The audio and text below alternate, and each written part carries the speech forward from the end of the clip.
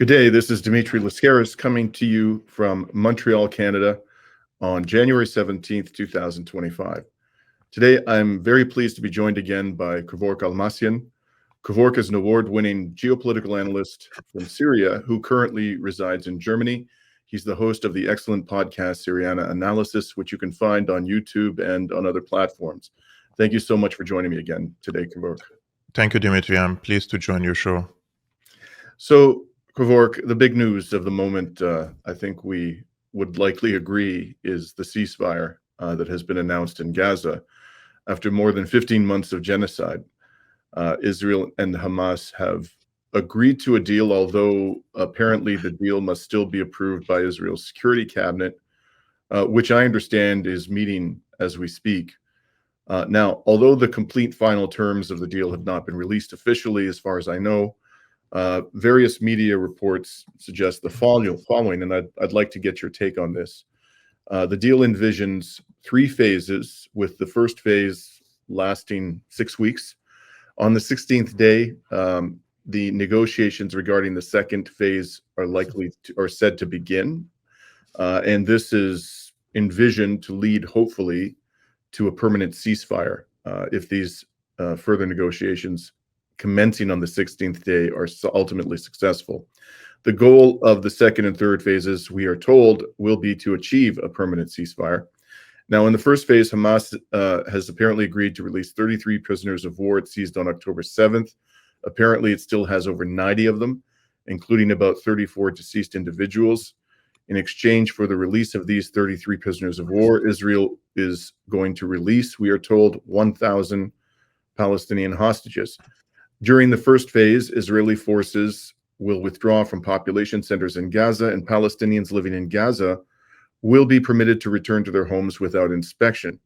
And this even includes the north of Gaza, which Israel has tried in the most atrocious manner imaginable to cleanse entirely of Palestinians, clearly without success. Now, near the end of the first phase, Israel is also to withdraw from the Gaza-Egypt border, known as the Philadelphia Corridor. And during this phase, wounded Palestinians will be allowed to exit Gaza from the Rafah border crossing into Egypt to receive medical treatment. And finally, there is to be a surge of humanitarian aid into Gaza, the parameters of which are not entirely clear. And as I might have indicated, if this is approved by the Security Cabinet today, this deal is to go into effect on Sunday, 2 days from now.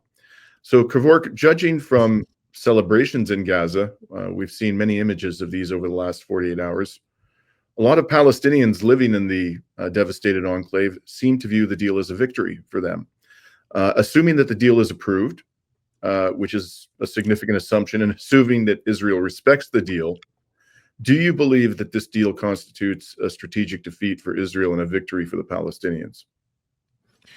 There are multiple things I would like to mention about this possible ceasefire agreement because it may fail the last moments. Things like this happen with Israel all the time.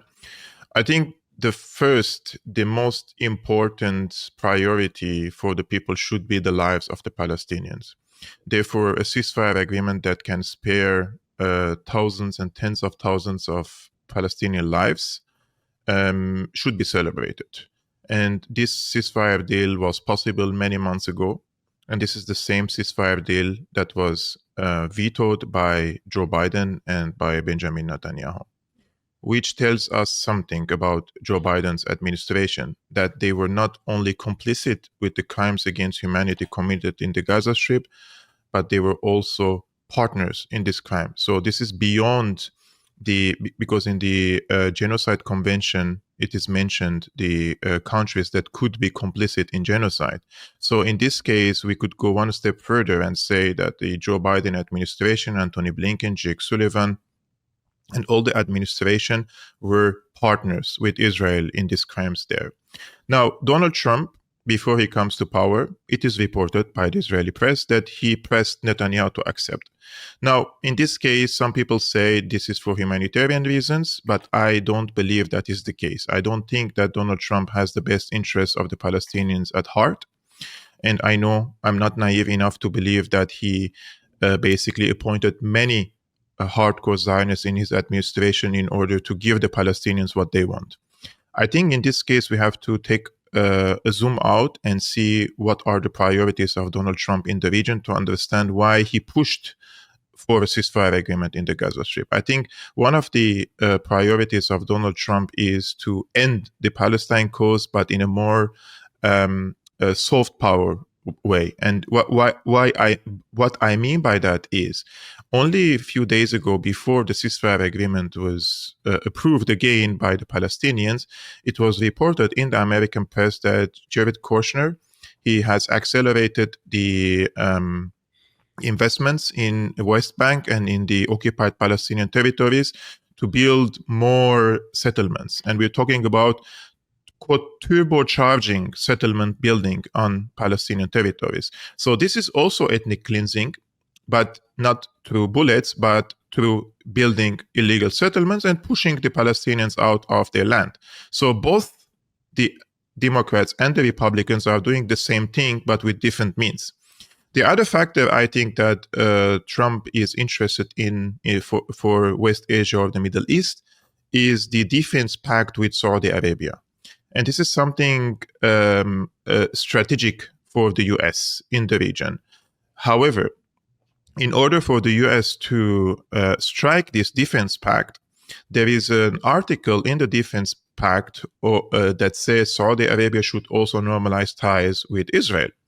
And Saudi Arabia cannot normalize ties with Israel now under such circumstances where when Israel is committing a genocide and has decimated entire Gaza Strip, and the entire, let's say, Arab and Muslim sentiments are against Israel, right?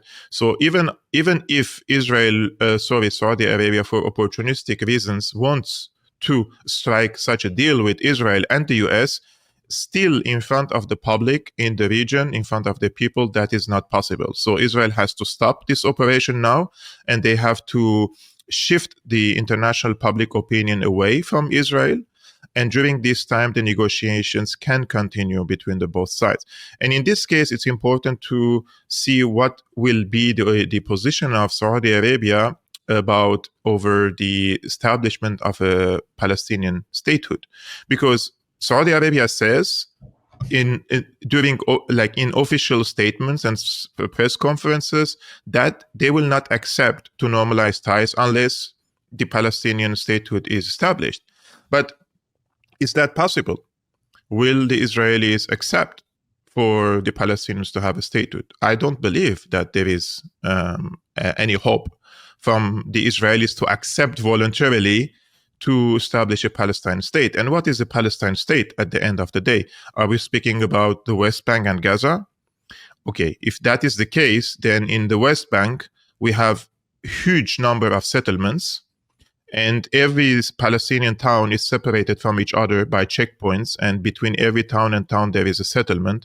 So that is not a state to begin with. That's, I believe, long time ago, Chomsky said something like West Bank has become like chicken nuggets, like small nuggets all over the place, and then they are all separated by the settlements. So I'm not optimistic per se. I'm happy for the ceasefire agreement for the Palestinians, and this is a victory for everyone who survived the genocide.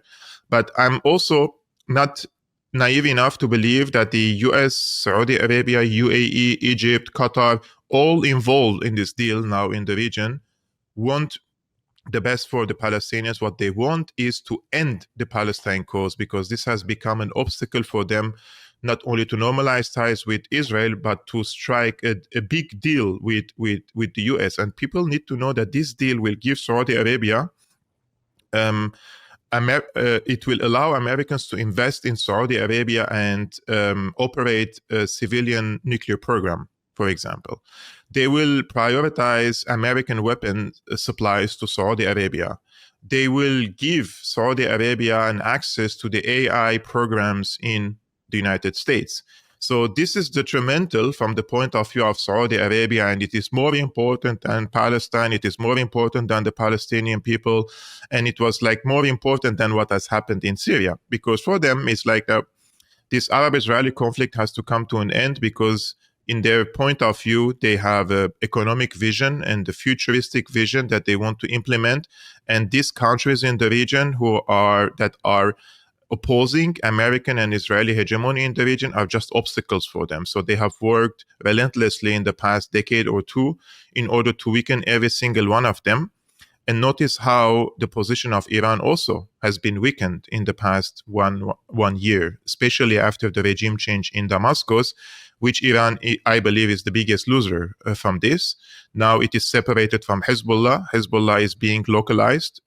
They have even formed a government they have selected basically a president who is endorsed by Saudi Arabia and United States, which means by extension by Israel.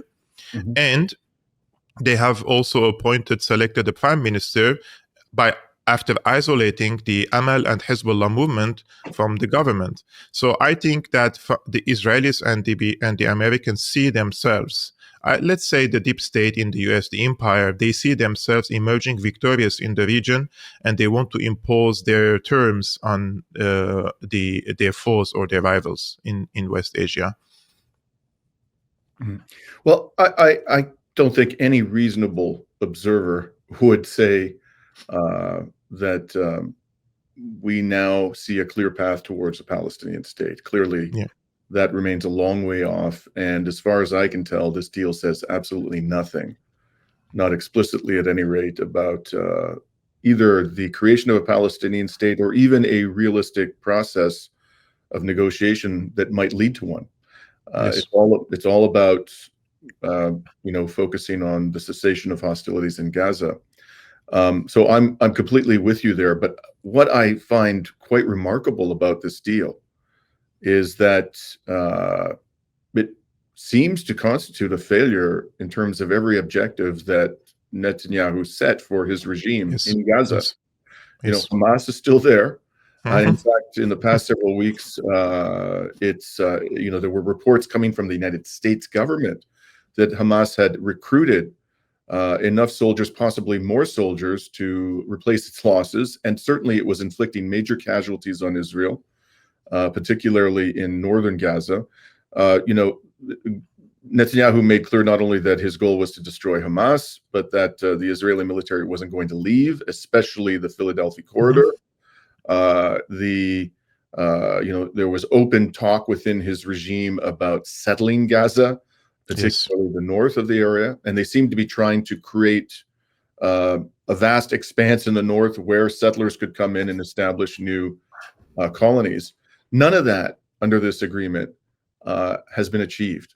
Why do you think, and I just want to add one other thing, despite all the rhetoric over the decades about a Palestinian state, we all know that Israel has been expanding its settlements relentlessly, including during the genocide. One could even argue that they accelerated settlement establishment and expansion during the genocide. So it's not like they weren't having their way with the West Bank. They were basically doing whatever they wanted in the West Bank. So my question to you is, why do you think Netanyahu did this deal? Does it have to do with the Israeli military being overstretched, about the weakness of the economy, about political forces within Israel? What's your take on all of that? I totally agree with you that, first of all, Israel couldn't achieve its goals through military means. Now, it has achieved the goal of genocide because they have destroyed the Palestinian people in part or in whole. We're talking about an entire enclave being destroyed. No infrastructure, no medical system, no education, no electricity, no food supplies yet. So no clean water. So we're talking about a place that is hell on earth, right? So the goal of a genocide is the destruction of the soul of the Palestinian from within. So that this was the intention of Israel, that in the future, don't dare to do an October 7 again. You have crossed the line, and now we are going to genocide you and put you in your place so that next time you think not only twice, but 10 times before you do something like this. At the other hand, destroying Hamas militarily, it was not possible to begin with, because when they speak about Hamas or Hezbollah or Ansarullah or the other let's say, anti-American Israeli groups in the region, they always try to portray them like they're aliens, like they have came from space and somebody sent them to these countries to fight against the Americans. They don't talk about them as like Palestinians or Lebanese or Yemenis. They don't say those are just an indigenous people carrying out arms. So no, they always draw this distinction by saying, no, Hamas doesn't represent the Palestinians or Hezbollah doesn't represent the Lebanese, etc., etc. But the truth of the matter is these groups have certain level of popularity among their own people. Otherwise, why would anyone join Hamas or Hezbollah to fight? And similarly, especially after seeing all this destruction in your place, this will motivate you probably more, even if you disagree with these groups, and join Hamas and Hezbollah. Like so many men join military group, for example, out of revenge, because their families were completely wiped out, right? Mm-hmm. So those are the things that people also have to take into consideration while analyzing the Gaza Strip. Now, why Netanyahu accepted it? Israelis see the struggle, the fight, the war against the Arabs, against the Palestinians, against the people of the region as rounds. They don't see it as they have to achieve their goal in one war or with one agreement. No. For them, agreements, for example, come after confrontations, like the Oslo Agreement, right?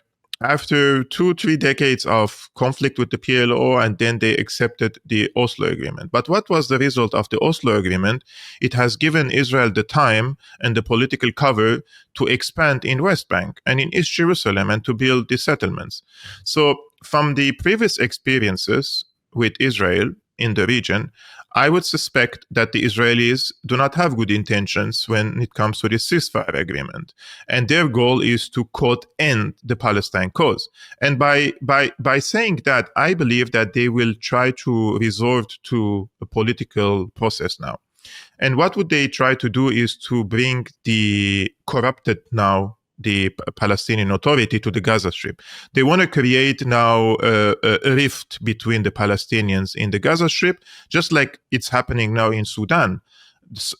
Parties supporting one militia and other parties supporting other militia, and the Sudanese are fighting against each other with the full intervention from support from the UAE, from Saudi Arabia, from other countries in the region who are pro-American, right?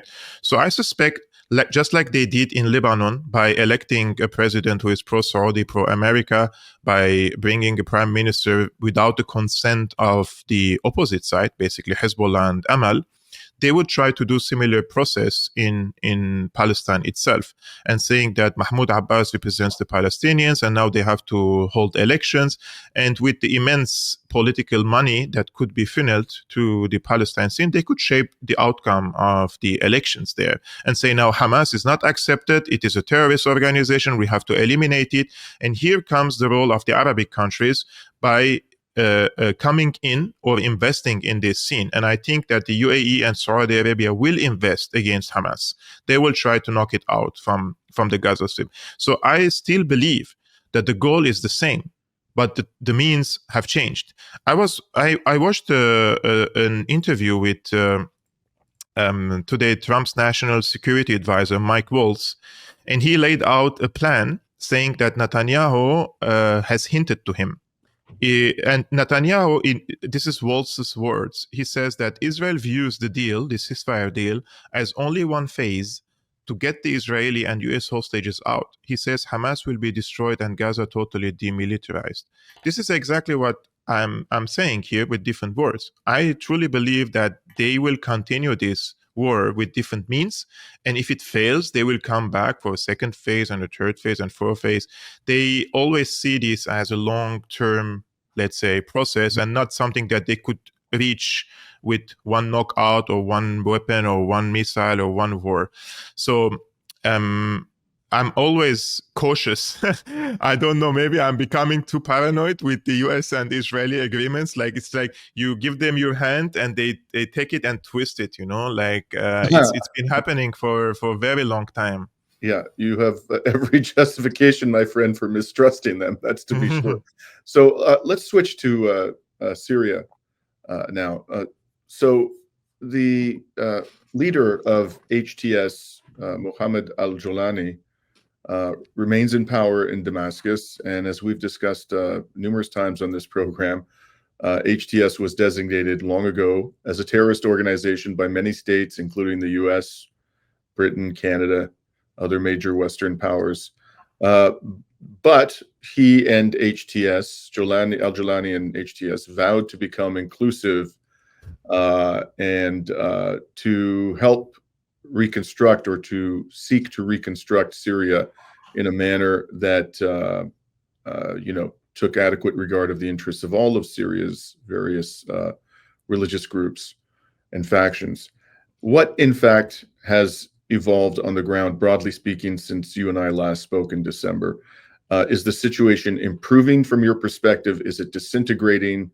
Have you seen credible reports that, as many of us feared, non-Sunnis would be targeted with violence by these terrorists? What's your take on what's happening today in Syria? So I just want to start this by saying his name is Abu Muhammad al-Jolani, right? And what was the name of the leader of ISIS? Abu Bakr al-Baghdadi. Jolani comes from the Golan, and Baghdadi comes from Baghdad.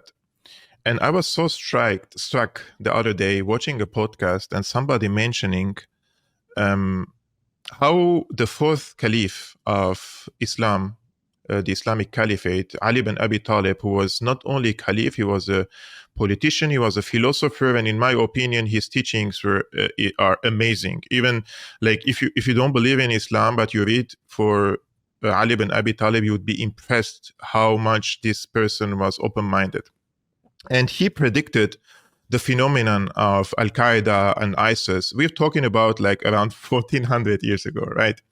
And I will just simplify this for you because the Arabic words are so difficult. Even like I read it multiple times and I need like even AI tools to understand what he meant. And I will just mention this very quickly because it's very important. And this is the simplified version of how he foresaw this phenomena. He said, Ali bin Abi Talib's words can be summarized as a warning about a future group of people who will appear under black flags. He advises that when they come, it's best to stay out of their way and not get involved. These people will be strong in appearance, but will lack true integrity. They will make promises, but not keep them. They will claim to follow the truth, but they won't actually represent it. They will adopt names that sound important or respectable, using titles like Abu Muhammad, meaning the father, and identifying with various regions or villages, means Baghdad and Golan. Their appearances will be unusual, with long hair like women. Eventually, they will split and fight among themselves, and the truth will emerge, guided by God. So I think this phenomenon has been foreseen, ISIS and Al-Qaeda, for a very long time, and this is now has been weaponized by the empire against the people of the region. I truly believe that ISIS, Nusra, and Qaeda groups are nothing but contract armies for the empire. I was thinking about it today. Like, what is the main motivation of this Al-Qaeda and ISIS types is sectarianism.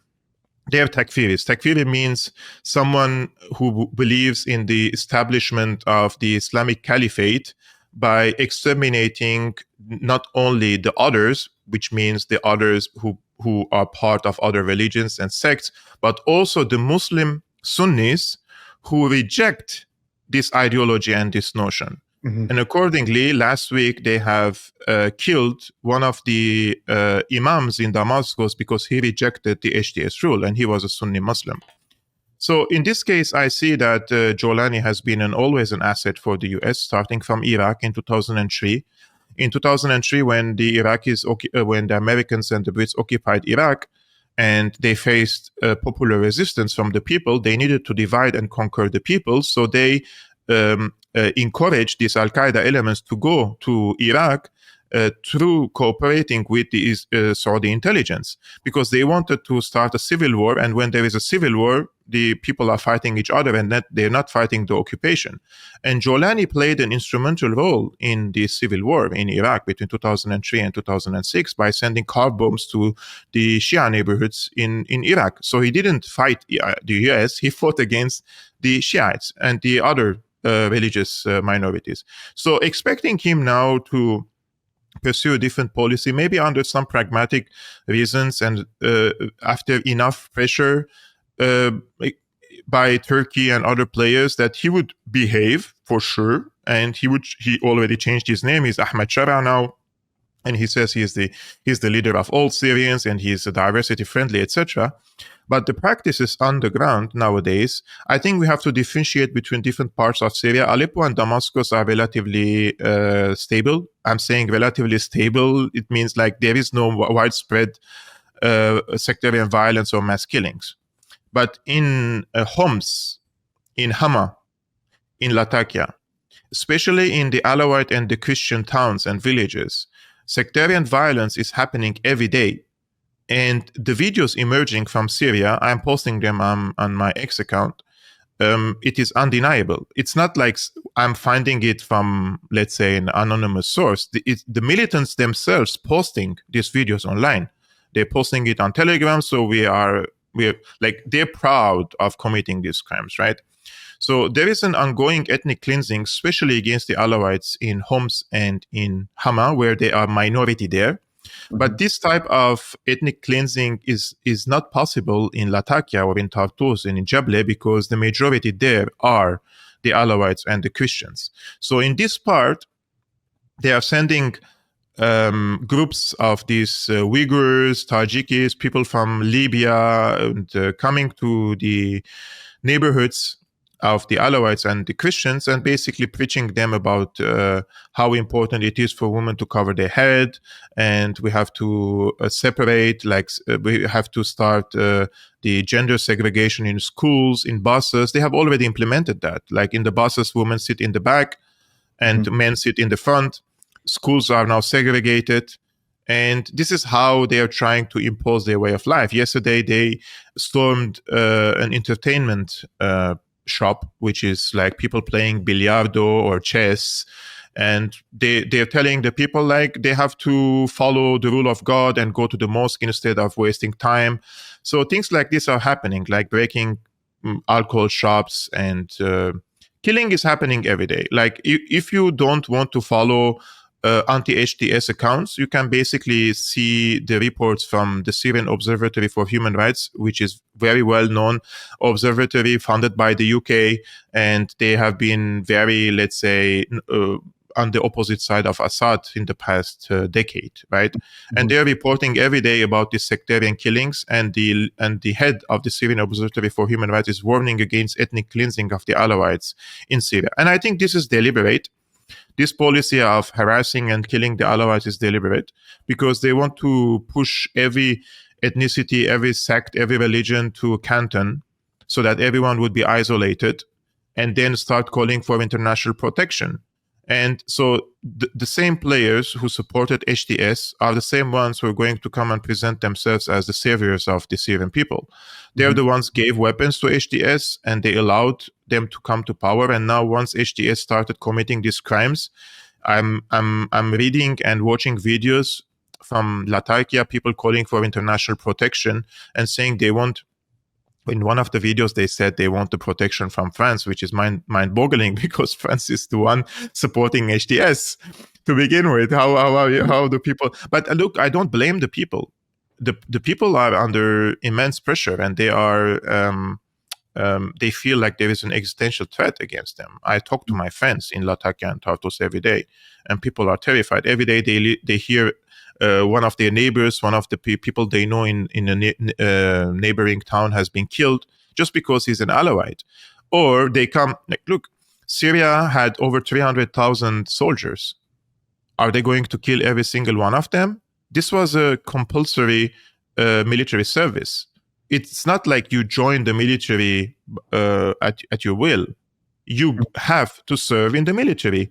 So if you want to consider every one of them was a collaborator or a remnant of the Assad regime, then you're going to kill 300,000 people, because this is what they're doing. They have the names of the soldiers because they have the data now, and they're going town by town and taking the men to Idlib or killing them in the streets, summary executions. So you just can call them and say, oh, I killed a regime remnant. But where is Where is the due process? Where is what did this person do? Can we know? Like, is there a court? Is there a trial, or is it just a summary execution? It's a summary execution. So where is the rule of law in this? This is not a democratic system. This is jungle. People just killing because they have guns and motivated by sectarianism and revenge. Right. And so let's talk about Israel's actions in Syria. Have the forces, the Israeli genocidal regime's military forces, continued advancing into Syria, or have they effectively stopped? If so, where are they currently, whether they're continuing their movements, where are they currently situated? And perhaps most importantly, is anybody putting up any resistance to the further theft of Syrian territory by Israel's military? So Israelis have only 2 days ago moved and advanced on the borders between Syria and Lebanon, even further to the north, and they have reached they didn't enter the town, but there is a town called Qatana, and this town is in the administrative borders of Damascus. So they have moved from Quneitira in Daraa, and now they are very close, like a matter of few kilometers away from the administrative borders with Damascus. They are 20 kilometers away from the city center of Damascus.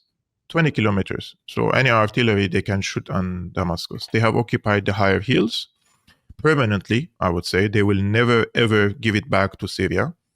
And they have also importantly occupied the water resources in the south. So Israel now has the geopolitical superiority because it has the highest mountain in the region that overlooks occupied Palestine, Lebanon, and Syria. In Israel, there is no a higher mountain than this one. And this was a problem for them for a long time. Since 1967, they always wanted to occupy this higher hill as well. And also the water resources. It's like they have geopolitical upper hand and also the basic need of the people for water in the region. Apparently, 2 days ago, again, there was one strike against an HTS pickup truck in one of the towns in Daraa. Ironically, this convoy of HTS, they were in the governorate of Daraa, urging the people to hand over their weapons. So there were lots of militias there, which had light weapons, AK-47s, etc. Some of them have PKSs, and they're taking away these weapons from the people. But this is just letting Israel to advance even further. So even if in the future some Syrians, let's say, in an unorganized manner wants to shoot against occupation forces, they don't have weapons any longer to fight. It's completely demilitarized. It seems from this case that Israel, from some Egyptian analysis, and this is coming from Egypt, Egyptian intelligence estimates is that Israel wants to establish 2 zones in the southern parts of Syria. The first zone is going to be a military zone, and this is 15 kilometers deep inside Syrian territory, and plus an operational and intelligence influence zone extending up to 60 kilometers deep inside Syria. So on one hand, they will have direct military presence, 15 kilometer deep inside Syrian territory, and then operational and intelligence influence 60 kilometers north of the Golan Heights. And we are speaking about between Damascus, between Daraa to Homs. This is a huge swath of territories. Mm-hmm. And this is part of the Greater Israel project. Everybody knows where are the borders of Greater Israel. Now, from the HTS point of view, I mean, I just want to mention that in the past 50 years, since the Assad father came, and then Assad the son, in the official statements, in the official diplomatic cables, in every statement, every interview you see for former Syrian regime officials, they used to say the Israeli entity, right? They don't call Israel as a state. Yesterday, the foreign minister of Syria the current one, he was in Ankara meeting with Erdogan, and he mentioned that Syria doesn't HTS rule doesn't want to represent any danger to the neighboring countries, including Israel. So I don't know if he was aware of what he said, because first calling Israel a country is already recognizing that there is a state called Israel, because under Syrian regime rule in the past, they never called Israel a state or a country, but rather an entity. But he said this in Ankara, which could, if he meant it, this means it is already a recognition that Israel exists. But I also suspect that he doesn't know what he's saying, because I mean, I'm not defending him, but you know very well, there are many foreign ministers nowadays, even in the EU, they don't know what they're saying. Like, they use the words, but they don't know the connotation behind the meanings. Like, that's absolutely true. like something saying like we will give Ukraine everything to defeat Russia. What does that even mean? Everything could mean also nuclear weapons, right? Right. Because words have meanings, and if you're a diplomat, you have to be very calculated and know what you're saying. And I'm myself, I was trained in the university about these terminologies, because we had the negotiation skills classes, and we know how to approach such questions and such answers. But this guy, the current foreign minister of Syria, I mean, he's 37 years old, he's in my age, and he studied in Turkey, and he received a scholarship in Turkey, basically, in a Turkish university. And he also studied virtually with some American university. So apparently, once HTS took over Syria, the Americans came directly and met with him. He's probably an asset for the Americans and for the Turks. How much I should say more, like, for me, I'm glad you raised Turkey, because that was the next question, and I think it's a good opportunity to segue into a report that appeared in the Israeli media a couple of weeks ago. A commission set up by the Israeli government called the Nagel Commission warned that Israel must prepare for war with Turkey. Quite an eye-popping report. What is your take on all of this, Kervork? Do you think there's any realistic prospect of Turkey going to war against Israel? And if not, why not? There is a higher probability for people to watch a serial killer movie on a Vatican TV than seeing Erdogan going to war against Israel. I don't want to say other type of movies. I just said serial killer movies. Okay. Right. This is so. During the peak of the genocide against the Palestinians in Gaza, 40% of the war machine of Israel was operated by the fuel coming from Azerbaijan to Turkey, and Turkey distributing it to Israel. So they had the leverage over Israel, at least, to minimize the damages against the Israelis, against the Palestinians. But they didn't leverage it. They didn't use this. The cards they have vis-a-vis of course, Israel and Turkey have different interests in the region, and both of them are competing over influence over the region. But a clash between them means a NATO country is basically fighting the closest ally of the United States. That's logically impossible unless Turkey withdraws from NATO, or NATO kicks Turkey out of NATO. I don't see a possibility for that. And one of the articles that I recently read in the Middle East Eye, which is a Qatari affiliated outlet, and this article was written by Recep Soylu. He is very close to the Erdogan regime, close ties to the intelligence, having some information from them. And he says his sources in the Turkish state told him that Erdogan basically told Jolani to tone down with Israel and stay passive vis-a-vis the expansion of the Israeli occupation forces inside Syria, and not to pose any threat to the Israeli forces. And the author says that Turkey has no interest in a clash with Israel. In the contrary, they have established the Joint Intelligence Committee and they're meeting regularly to manage their affairs in Syria. So in this case, I think that Israel and Turkey are in the same bed in Syria, and they're collaborating to divide the slice. They will not disagree at the end over minor details, because the major issue for them was regime change, and they have done it. Secondly, now we will see what is going to happen next. Everybody will secure its interest in the next 3-4 years, because Jolani said elections are, guys, in 4 years from now. So from 4 years from now, Erdogan will strike a deal with Jolani to draw the maritime borders. This means Turkey will have access to Syria's gas fields in the Mediterranean, and this is something that also threatens the Greek interests in the region, and Cyprus as well. And secondly, you will see the Qataris already struck the deal to reconstruct the country and bringing all this investment, and probably also the extending of the gas pipelines to Turkey as well. And the Israelis will end the file of the Golan Heights, and plus having this buffer zone, they already had the Golan Heights, now deep inside Syrian territories.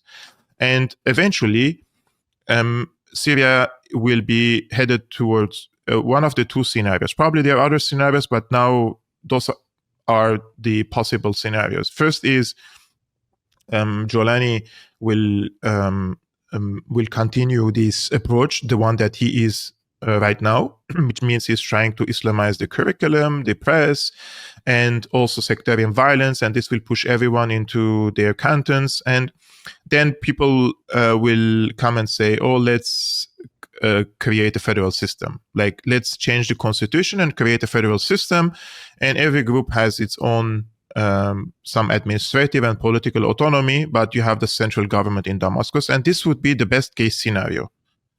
The best case scenario is, which was a nightmare for me in the past, now this is the best case scenario, because federalism for me is a political system that could bring countries together, or already divided fragments like Iraq, Syria, Lebanon, Syria, Palestine together, if you want to create a federal system, but not to divide what was already divided 100 years ago, right, in Syria. Right. And the worst case scenario is that the federal system would fail, and people will call for Balkanization. Like, we want our own mini states. And I'm hearing this every day. Like, the public opinion in Syria is there. You have, of course, supporters for HTS, but those who don't support HTS, they wish to separate from Syria now. And this is the danger, because this is what they were working on for a long time. Like, bring basically the founder of Al-Qaeda to power in Syria, the founder of Al-Qaeda in Syria to power in Damascus, and create this climate of fear against the minorities, so that they know human behavior, how would they react under such circumstances. And the people will say, I don't want to live under HTS rule, I want my own state. So still, I'm not justifying their calls, but I'm understanding the human behavior. When they are under threat, you want to isolate yourself from the rest of the country. And in this case, you will see probably an Alawite state, a Sunni state, a Druze state, and a Kurdish state.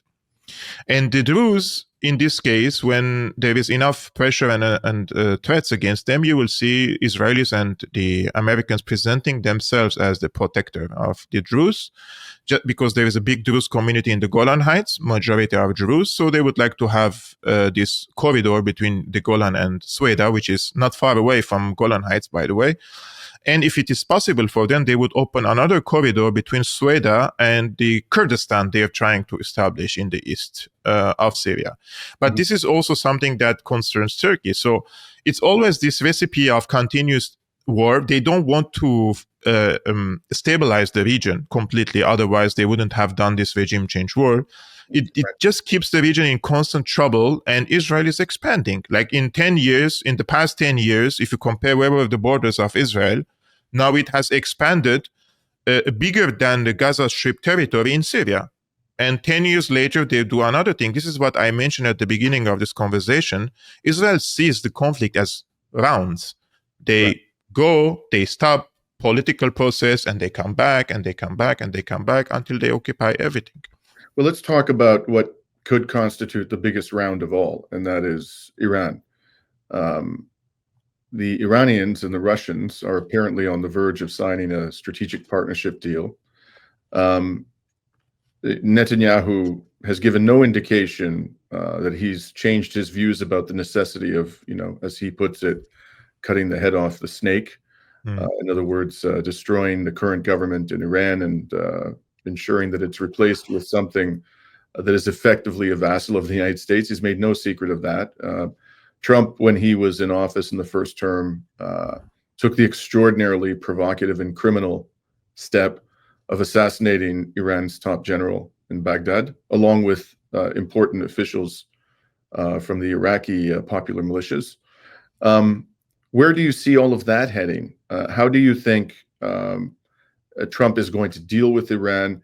And how do you think Iran is going to respond to this threat? It has not yet retaliated for the last attack by Israel on Iranian territory, which I believe happened in last October, although it vowed to do so. Yeah. I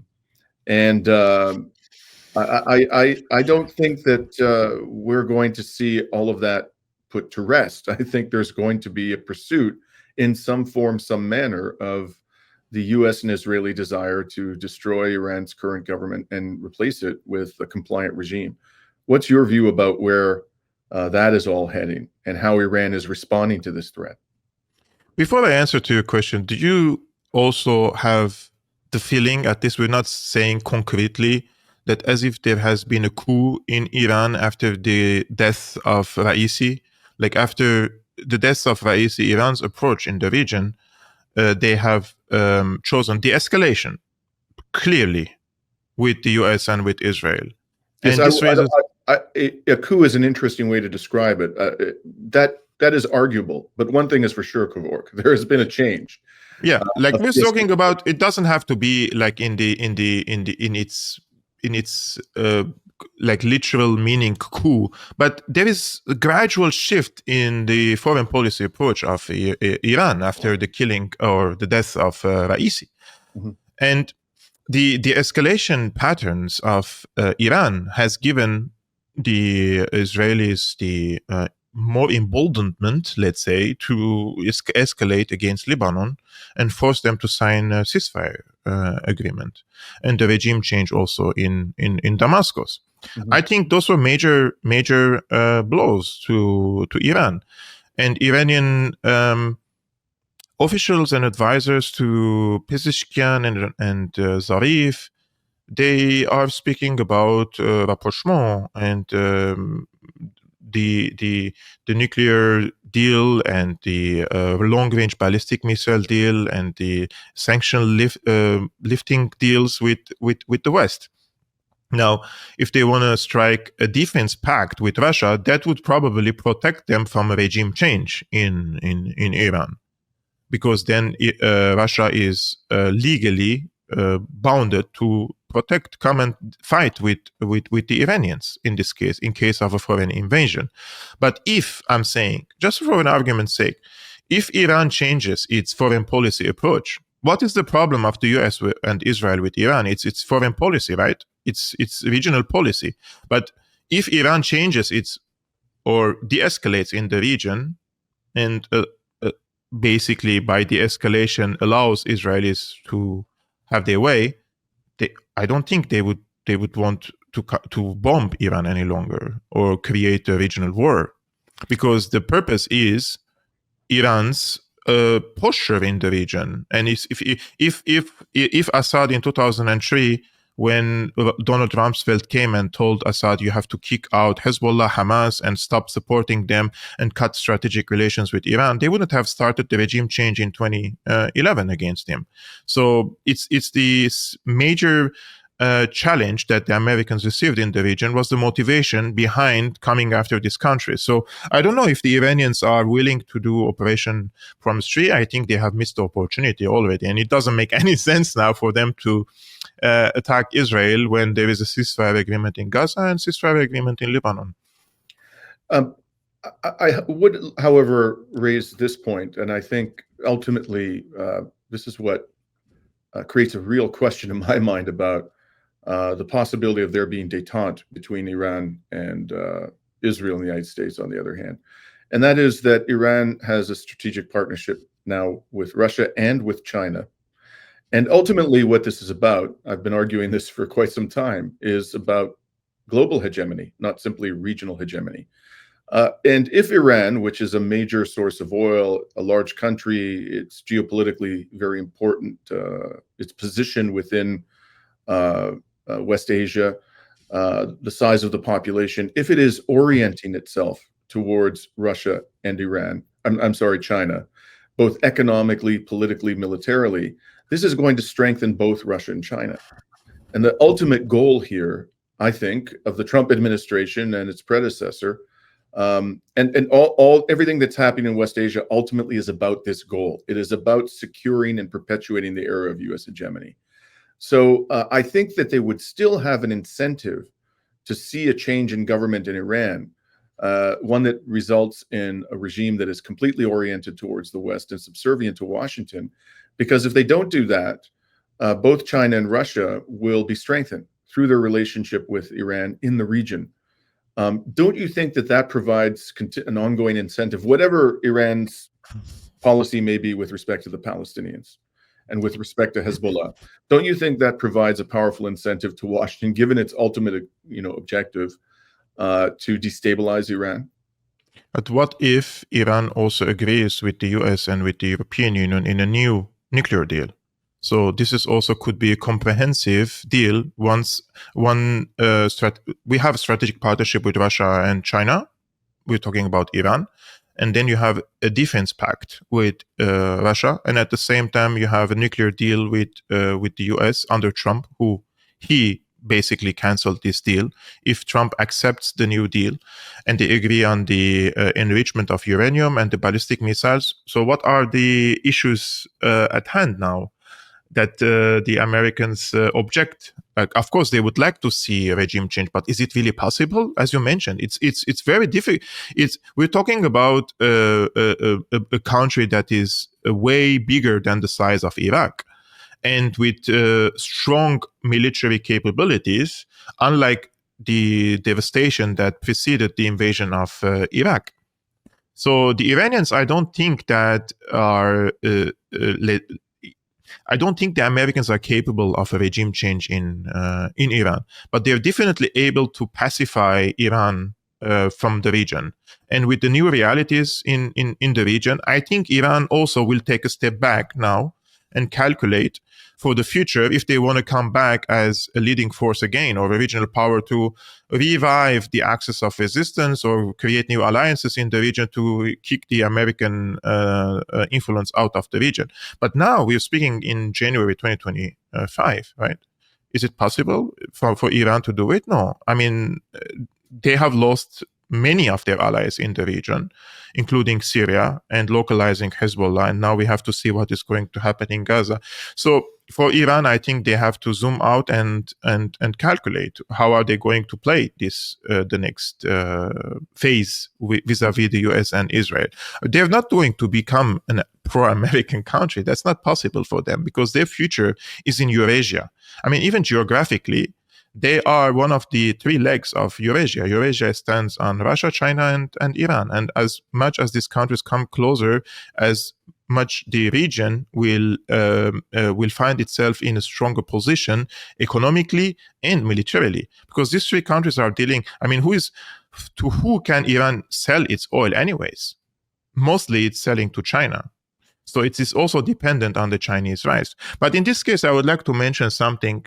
The other day I mentioned it, and somebody accused me of being a Zionist for this. And I said, look, Iran chose at the end, when it came to the serious edge, like you're going to a regional war with the US and Israel, with two nuclear powers, plus the collective West, or take one step back and consume this pressure, process it, and come back in the future, because this is all about rounds. It's not like we have to solve it now. It's a strategic struggle at the end of the day. So Iran chose basically its national interests. I'm not blaming them. I'm just saying this is how I believe the Iranians were talking in their own country.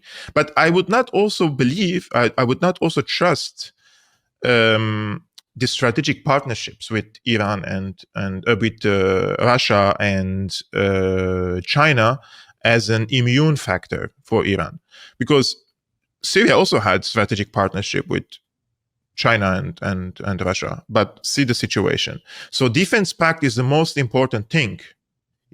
Iran and Russia were in the past decades were not really trusting each other in West Asia. They had so much differences in their interests, in their approaches, and both had a separate strategic view for the region. Bringing both together required lots of joint military operation rooms, like between Qasem Soleimani and the Russian forces. So he started this.